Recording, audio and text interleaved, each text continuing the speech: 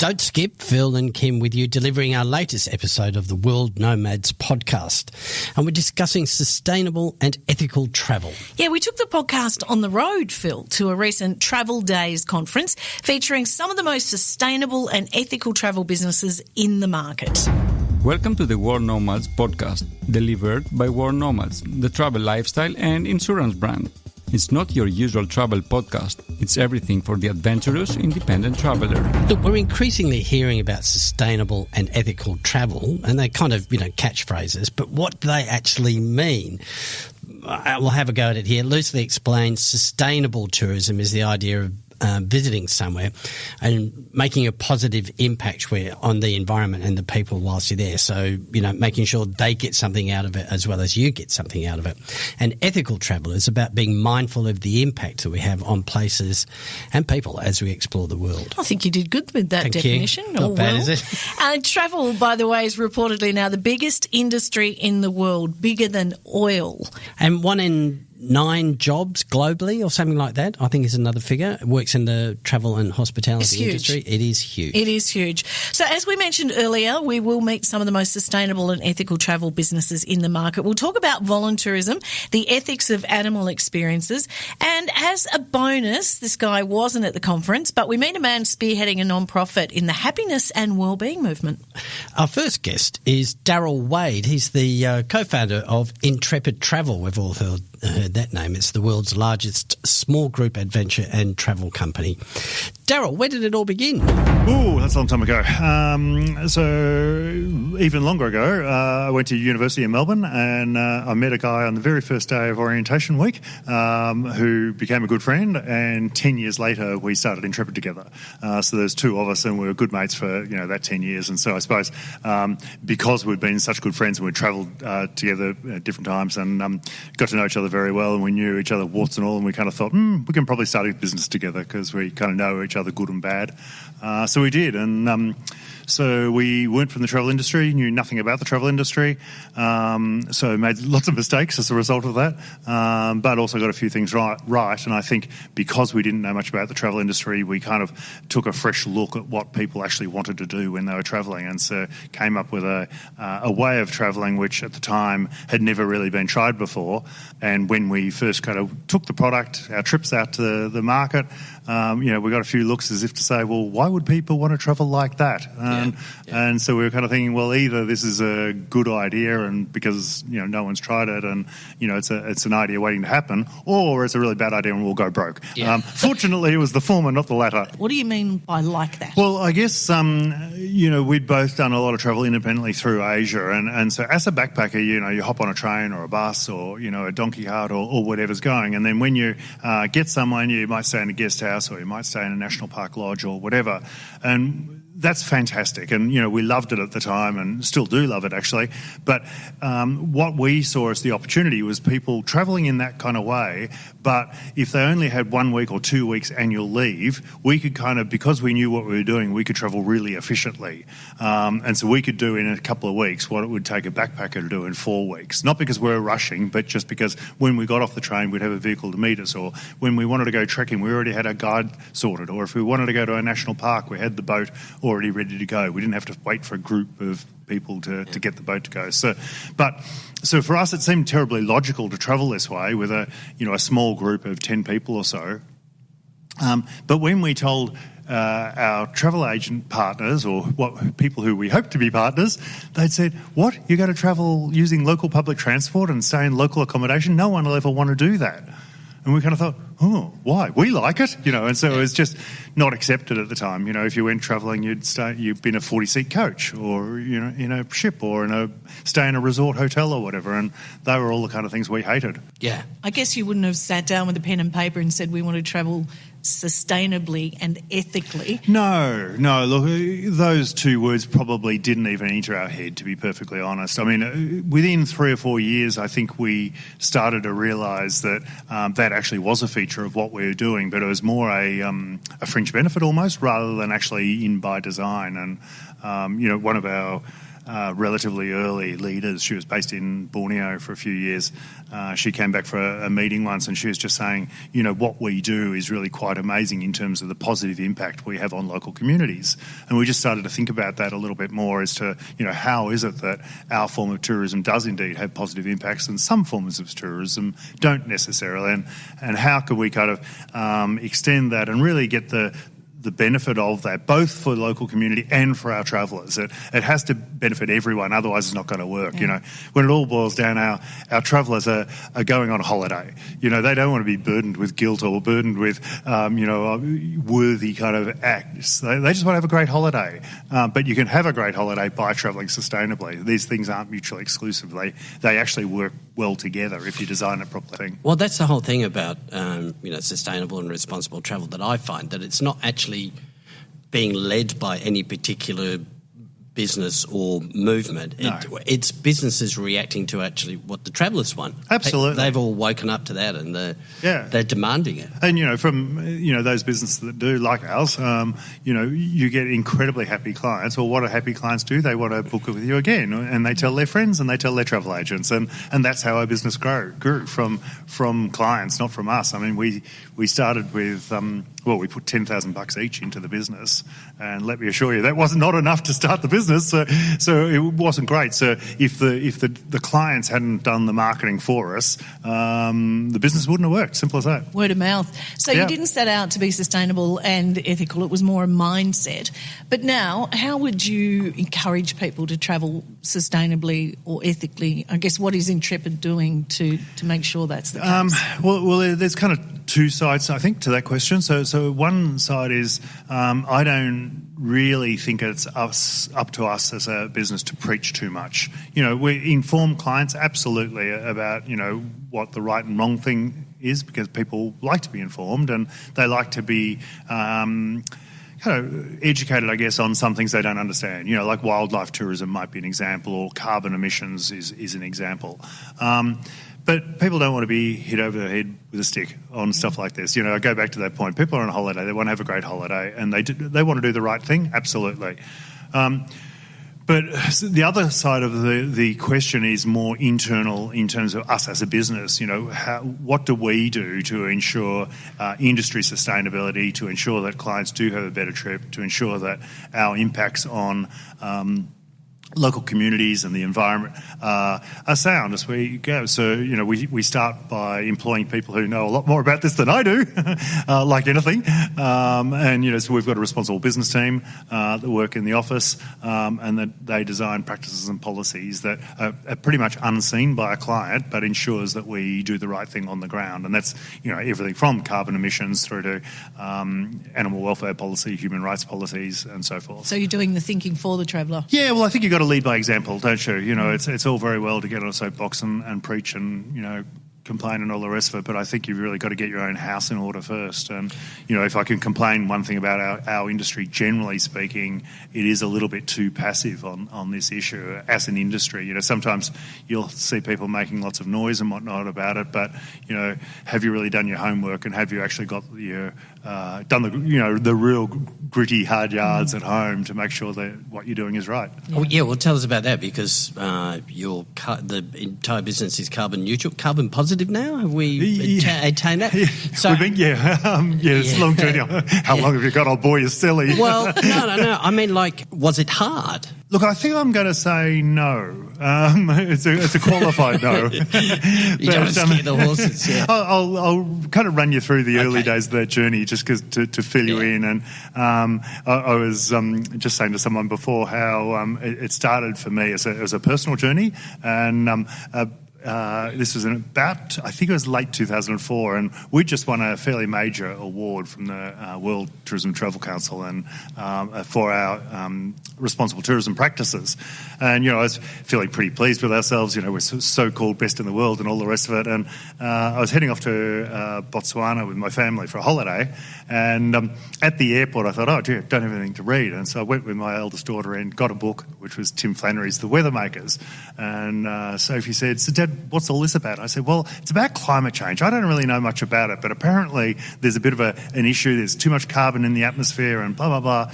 And she goes, "Oh, Dad, that sounds as boring as anything. Can't you get an interesting book, like a novel or something like that?" And anyway, so a week later, I remember I was under a tree in Botswana, lovely scene, and I was about halfway through the book, and the penny dropped for me that not only is climate change a major problem, but that we as a company were contributing significantly to it. Because if you think about it, what a tour operator does, and particularly a global one like us, we take people from one corner of the world to another corner of the world in order to have fun. And how do you do that? You get them in a plane and you emit huge amounts of carbon to get to your destination, and then you travel around that destination using planes, trains and automobiles, emitting more carbon.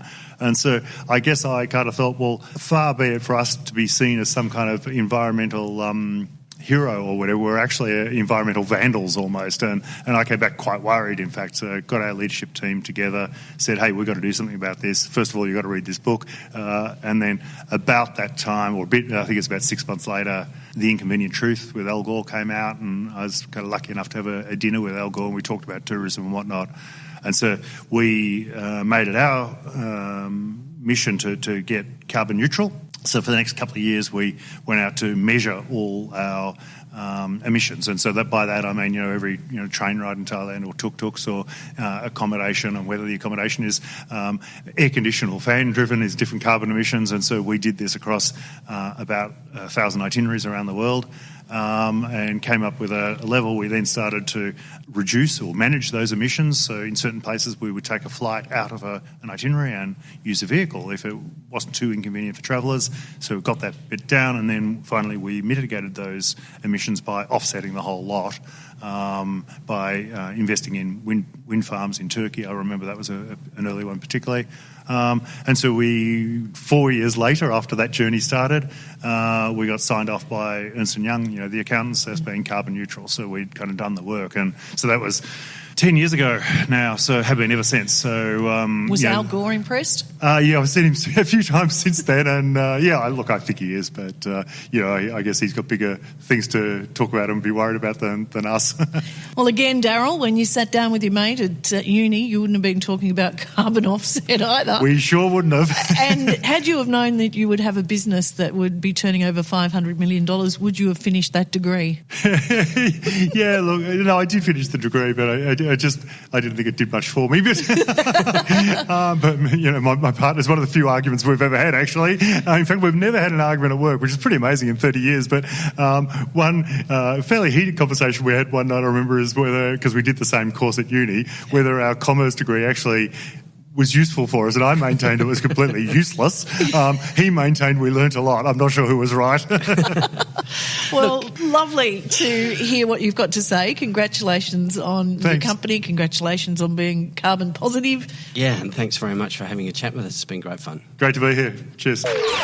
Well, Ben Pearson is campaign manager of World Animal Protection, and Ben says all over the world animals are suffering needlessly in their billions, including, as we know, and we hear stories almost daily in the travel industry, and it's only getting worse. So I wanted to know why it seems so hard to convince people that animal experiences aren't always good experiences. I don't think it's hard, because in most cases it really is just ignorance. People aren't aware of how wild animals suffer in these entertainment venues, and once we start to explain it to them, the reality of what goes on, sometimes behind the scenes, such as the way elephants are trained, they tend to realise, okay, that's not something that I should be involved in. The thing that works for us is that most people who go to these venues to see wild animals do it because they're animal lovers. That's why they're there. And so when we expose the fact that, say, that elephant has gone through a brutal training process, that the tiger that it just had a selfie with was separated from its mother as a young age and will probably end up in a traditional medicine jar somewhere at the end of its life, then they start to very quickly come around to the fact that they shouldn't be engaging in those kind of experiences. Why isn't there any accountability, though, on the ground? It's difficult in a country like Thailand. I mean, we're respectful of the fact that in some cases, the tourism industry is a very big earner. It's a very big earner of export dollars. We are working very hard with venues in countries like Thailand and Sri Lanka to transition towards models which don't involve cruelty to the animals, but are still profitable and still provide jobs and income for the local communities. But we have frequently lobbied the Thai government to improve standards for both elephants and tigers, because Thailand is very much a hotspot for both of those species, we've had mixed success. So we think at the moment the answer really is travel companies not promoting or selling tickets to those venues and tourists just not going to them. They've done the right thing on elephant riding. They're not selling that. But we also need to get that next step. Okay, we have SeaWorld in Australia. It's one of the biggest dolphinariums in the world.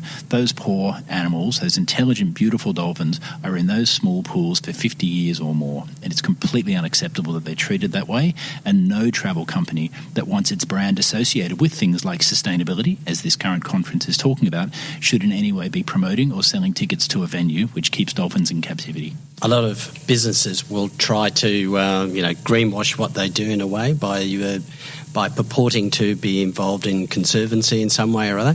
How do you tell if that's legitimate or not? In most cases, it's just not. The dolphins that you see up at SeaWorld, for example, they were bred there. Most of them were bred there for the purposes of living their lives in a small pool to provide entertainment for tourists. There's no conservancy work there. Those dolphins also aren't endangered. The species up there is not under threat in the wild whatsoever.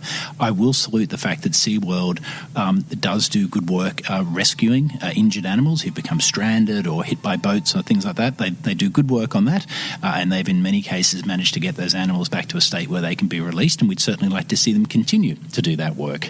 But primarily the idea that these venues are really playing any meaningful role in the conservation of those species just isn't true. We've really got to go through a bit of a fundamental shift in the way we look at wild animals. Okay, wild animals are wild animals. They belong in the wild. They're not a photo prop for someone's selfie. It's not appropriate to have them in a little tank in the side of a cafe so that you can have a little look at them and maybe feed them on the half hour. They're not there to be ridden or swum with or any of those things whatsoever. They're wild animals. If you want to go and see a wild animal, there are plenty of ways you can do that. In the wild, you get a much more natural, normal experience of the animal and its behaviours, and you do so in a way which doesn't promote cruelty. So that's really what people need to be doing. One of our major campaign pushes is actually on the whole issue of exotic pets. Species like African grey parrots. People love to have them. They're quite a prized status symbol in some countries. They're even bred in Australia. What people don't know is that these beautiful animals live in these big, rich family groupings in the wild. So they're taken from that, or bred away from that. They're kept in a small cage. They live for 100 years. Yeah, right. In this tiny cage. And so we see way too much of that going on with exotic animals being used as pets or entertainment props and the like, and it really has to stop. I met a Russian pop star that had an alligator as a pet. Wow. Okay. Just those two. No, things. wait a minute. Just Russian pop star? Yeah, in Vietnam. I met a Russian pop star in Vietnam who had a pet alligator. I was concentrating on the alligator for a moment, and then I realised what was going on. It wasn't cruel to be funny. No. Ben, also in the news recently, a German circus is now giving kids the experience of the animal experience using holograms. Yeah, and that's so great, isn't it? Why not? I mean, there's this great myth that kids need to go and actually see a live animal in a zoo to feel some kind of attraction to it, and that's just not the case at all. I've got kids, and I know that when they watch a David Attenborough documentary, they are just filled with wonder and amazement about these animals. That the point is often made that you think about what animal kids like the most, it's a dinosaur. They've certainly never seen a dinosaur in the wild or in the zoo, and that's appropriate given the theme of this conference. So you don't need to see the physical animal in a cage to be filled with a sense of wonder and awe for that animal. Yeah, actually, the word zoo, I find them terribly sad. I visited a few, but I always come away disappointed with the experience and feeling a little bit grubby. How do we feel about zoos? Yeah, so what I will say is a shout out to the fact that zoos like Taronga and Melbourne do a lot of really good work in conservation. We talk to them quite a bit. The truth, of course, is that in the future we don't see zoos existing as they are now, where a non-endangered species in a small enclosure is just not acceptable to us. So in the future you would have zoos where there's much more of an education focus.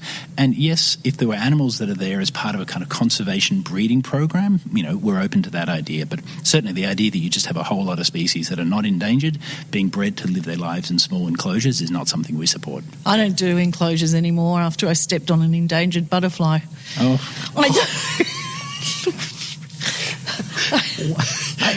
I'm taking it was an accident, right? Oh, totally, it was an accident. Ben, you do great work, and I think the message is getting across. Thanks so much for being on the podcast. Thanks so much for having me. And can you not judge me on the butterfly, okay? I've learnt a lot since then. No enclosures for me. All right.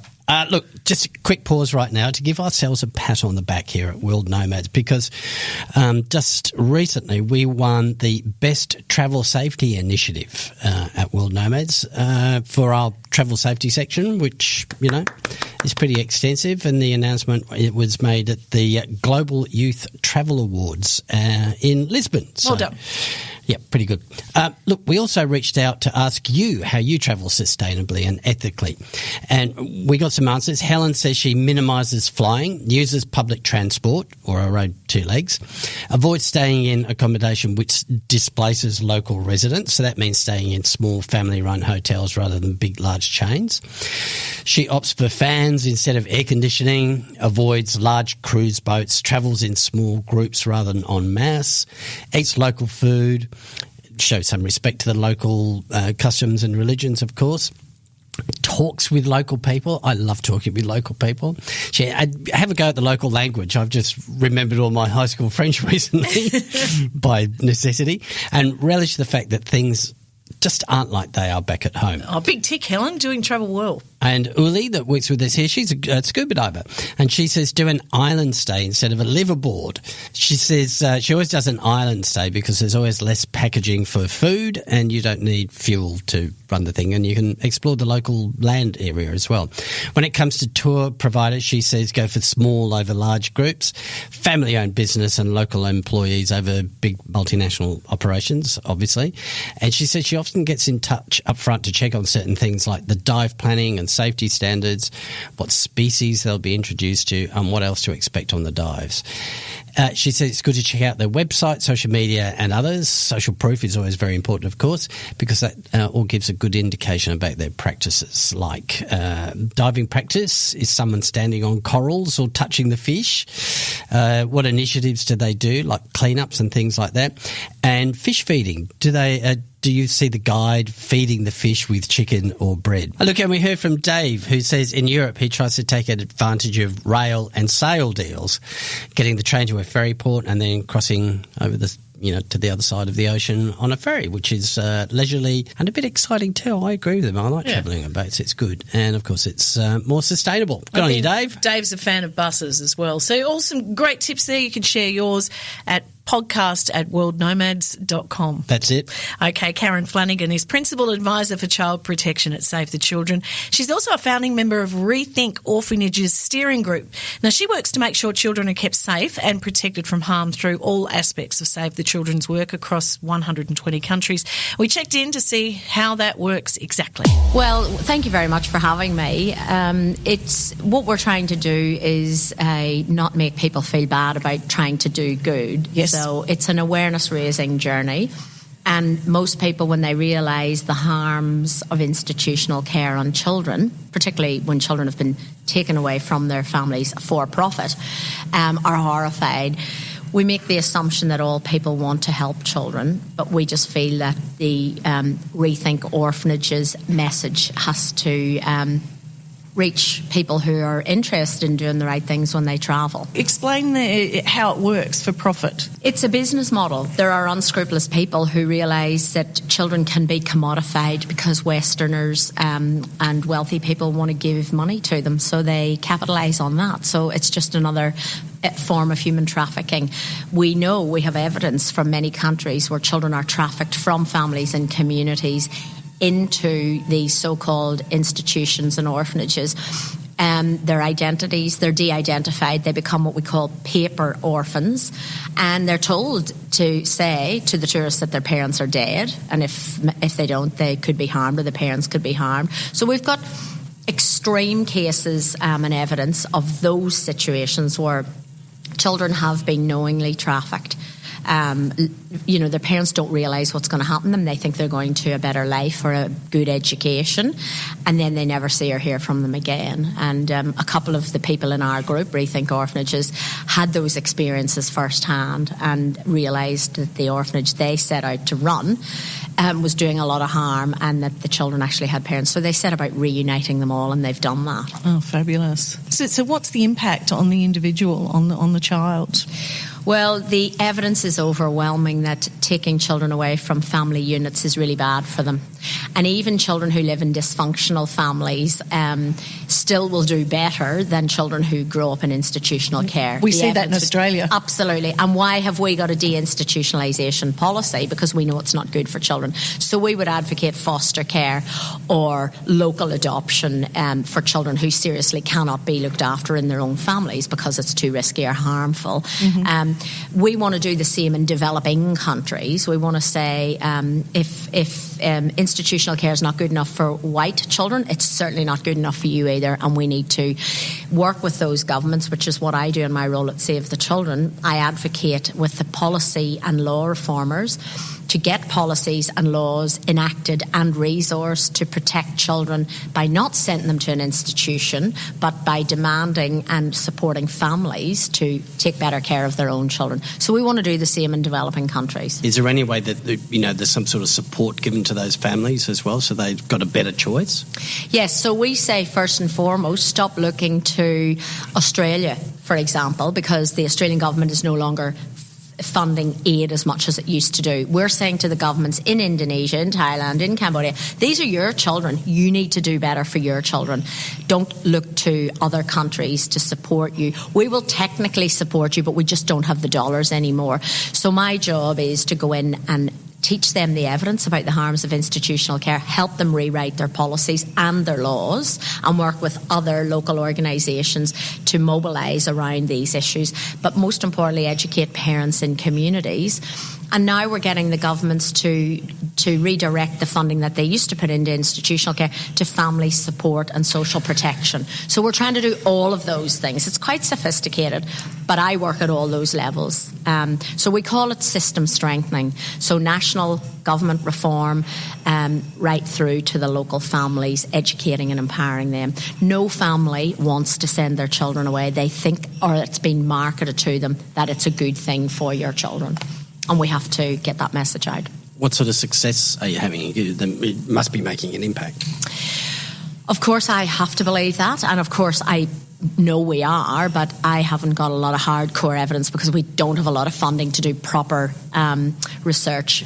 In my programming and work at Save the Children, we monitor and evaluate all our programs, and absolutely I can tell you that even just teaching people positive parenting, have fun with your children, don't use physical harsh discipline with them, do not send them away with people who offer you a better life because it won't be. Children need to be with you, and if you're poor, let's advocate to get you a job locally. Let's tell the tourists that come to your community, or better still, you tell them what you need for a sustainable community. So we're empowering and enabling families, children, to know what's good for them for their own protection and well-being, and most importantly, what's sustainable for generations to come. So I know we're making a difference that way. What happens inside that orphanage once the tourists have left? Well, either another busload arrives in, and we have cases and stories of children being hugged, by 20 strangers a day, and we have cases where children have been literally bussed from one organisation to another to keep up with the demand of tourists that need this orphanage experience. The new clothes, the new toys, the food that you've brought for them will inevitably end up in the orphanage operator's home, or we even have cases where they've bought cars, built homes with the money that well-meaning foreigners have donated. So you need to do your due diligence if you're supporting any organisation. So if it's not bedded and linked into local government and accountability mechanisms, I would say don't support it. What happens when there's a use-by date? Where do the children go? What happens to them? Well, this is why it needs to be so sensitively managed, because the longer a child is kept away from their community, the less chance of reintegration there will be, either just by not having the knowledge of where to bring them back to, or in awful cases where children have been, trafficked for sexual exploitation purposes. The community know what happened to them and they don't want them back. Even their own parents reject them sometimes because they're like dirty, damaged goods, and it's horrific. And we've had to work so hard to say to communities, these children did not ask for that. It was done to them, and we have to look after them.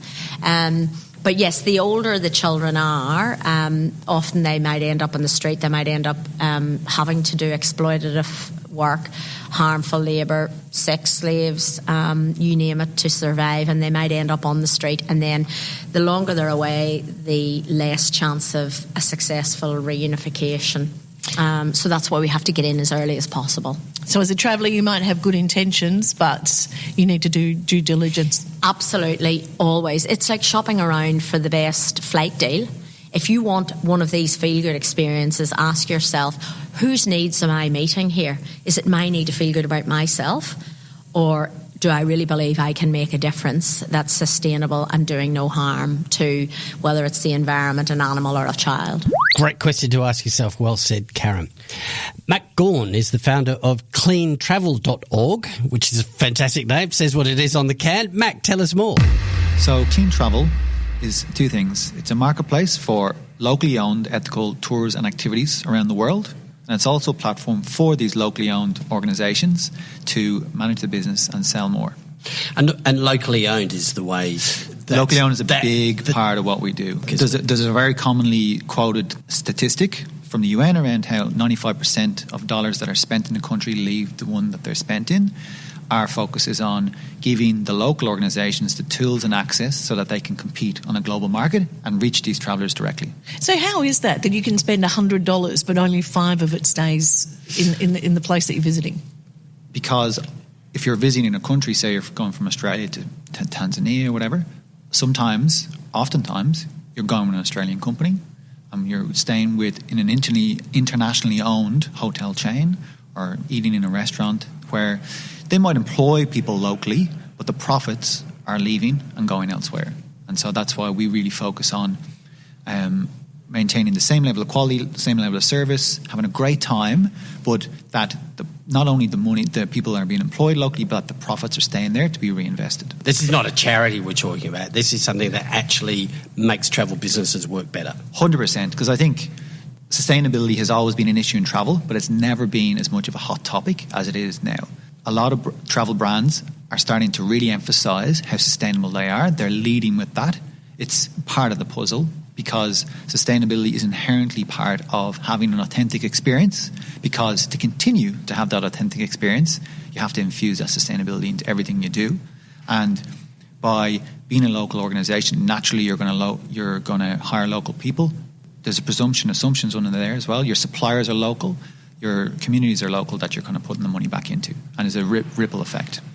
We spoke to Darryl Wade from Intrepid Travel, and he said people don't really want to be, or travellers don't really want to be hit over the head with the idea of sustainable travel or ethical travel. So how do you achieve that without telling people this is the way you should be travelling? I couldn't agree more. And I think people will never do things because it's the right thing to do. Our message is that doing things in this way, having that kind of a closer, better connection with people, is just more enjoyable. It's more fun because not only do you get this amazing personal experience from you gain, but you have this intangible benefit and feel-good factor from knowing that you're really making a real contribution. Because it is quite possible to wake up in an internationally owned hotel and not know which city you're in. Yeah, exactly. And that's part of their appeal for so long, right? That it was, McDonald's did it obviously famously well in terms of the standard of Big Macs are the same everywhere. But in travel, often you're looking for the opposite. You're looking to travel tens of thousands of kilometres to see something differently. Would the three pillars of sustainable travel be, or the benefits be, economic, environmental and social? I would say economic, environmental and hopefully cultural. We want to make more money, stay in the local country, because that's what we're about. But it's not about the money per se. It's what the money gives to people, the freedom and the agency to make their own decisions. And often, in terms of the cultural conversations, they have control around how they want to display it, how they want to showcase it, and having the freedom to do that. So I'm from Ireland, as I'm sure you can tell. I'm very proud of my Irish culture. I play Irish music, I speak the Irish language, and I love seeing that in other cultures, that they're proud to share what they've learned. Because I strongly believe that humans are the same everywhere.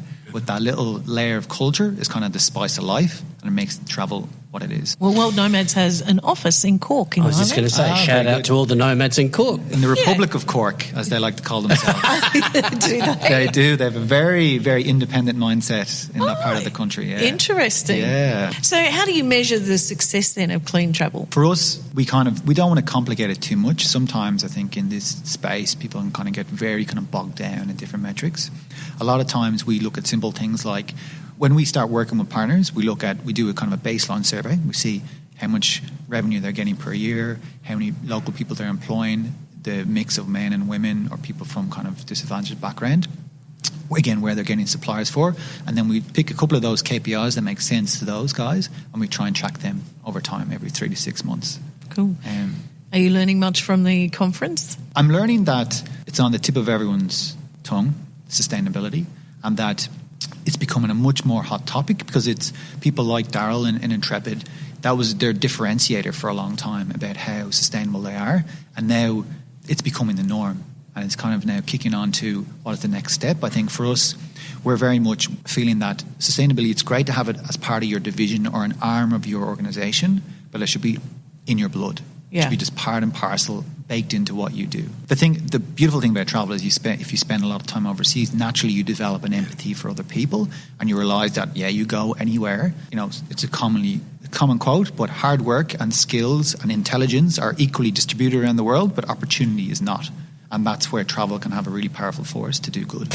Thank you, Mac, and congratulations. Booking.com selected clean travel as a participant in their 2019 Sustainable Tourism Accelerator program. Hey, Kim, have you ever heard of gross national happiness? I'm glad you asked. Yes, I have. When we launched our episode on Bhutan, who did some groundbreaking how could work. I forget? Yeah, with the UN.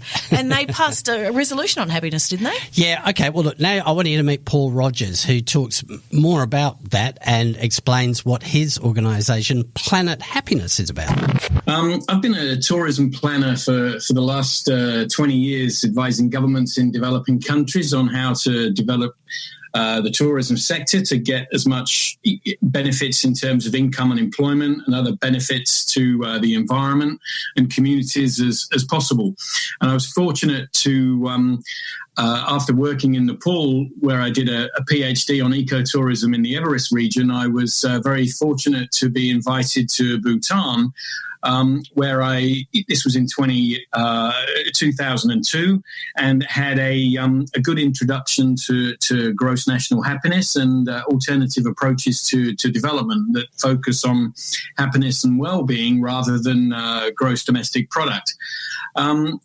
And over the years, as a tourism planner and going back to Bhutan again and again and understanding more about the way the country works and this philosophy of happiness and well-being. In 2012, the UN, with the support of Bhutan, passed a resolution on happiness and well-being that was followed by a high-level meeting on happiness and well-being with government representatives from around the world speaking to this agenda of happiness and well-being, stating what their countries were doing in support of this agenda. And this was a really eye-opening meeting to understand, what is happening at a very high level of government, the seriousness with which happiness and well-being agenda is being taken. And this is something that you don't normally read about in the media. And so through the networking that I did at that meeting and looking to see how this agenda could move forward with the support of the tourism sector, if you like, we came up with this project, Planet Happiness, which is basically about deploying a survey, which we call the Happiness Index, which is it's a subjective measure of individual happiness and well-being, that a colleague developed, looking at the best practice of what they have done in Bhutan to measure happiness and looking at what other countries are doing. So people can go online, they can take a survey, and in 15 minutes it gives you your personal happiness score across 11 domains of happiness. How happy you are at work, your psychological well-being, your health, your satisfaction with the environment around you, social community networks, this type type of thing. Now, with the tourism agenda proceeding the way it is, with many destinations around the world starting to suffer from over-tourism, it occurred to me that by deploying this survey in World Heritage sites, we could not just get the individual scorecard of individuals and their interpretation of how happy and they are. We could get a destination scorecard of the host community. That was quite a long introduction. But it's fascinating. It's fascinating because it addresses so many of the problems that we're facing in the travel and tourism industry at the moment. Obviously, over-tourism is a problem, and places like Barcelona and Dubrovnik and Iceland are complaining about how tourism is having a bad effect. And you have to find that right balance between being allowed to develop tourism for your own economic benefit, but it not ruining your, cultural happiness. So I think this is an amazing tool for that. Yeah, it's I'm pretty excited with the whole thing. Having been doing this work for 20 years and looking, tourism, if it's not, we all know that we need to reduce the environmental impact of tourism, particularly on national parks, and try and create models of tourism that support the conservation objectives.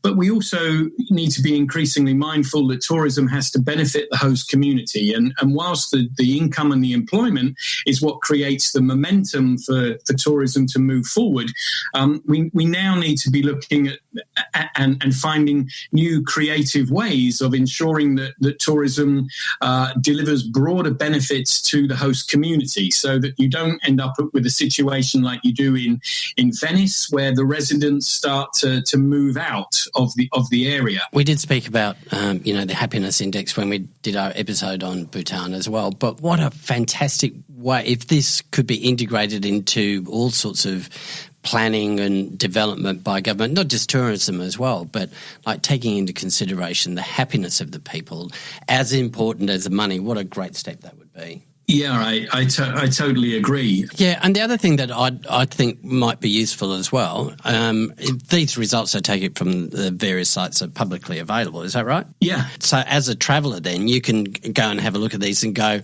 well, I can see this is a place that's under stress, and I can either, go somewhere else or travel in a different way and contribute to being the solution, not the problem, if I go there. Yeah, absolutely. Absolutely. So responding to those comments, firstly, what's nice about the survey is that anybody can take it, and in 15 minutes, you get your one-page summary scorecard, which compares your happiness to everybody else that's taken the survey.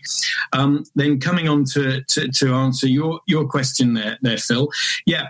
What we will do with destinations, what we're starting to do with destinations is bring up their collective happiness scorecard for the destination. And as this project gains momentum, visitors will look at the happiness scores of host communities. They will see what interventions are being designed to increase the collective happiness of host communities. And it will give visitors the opportunity to engage in those programs and develop a closer relationship with the host community. There will be individual programs that tourists can engage with.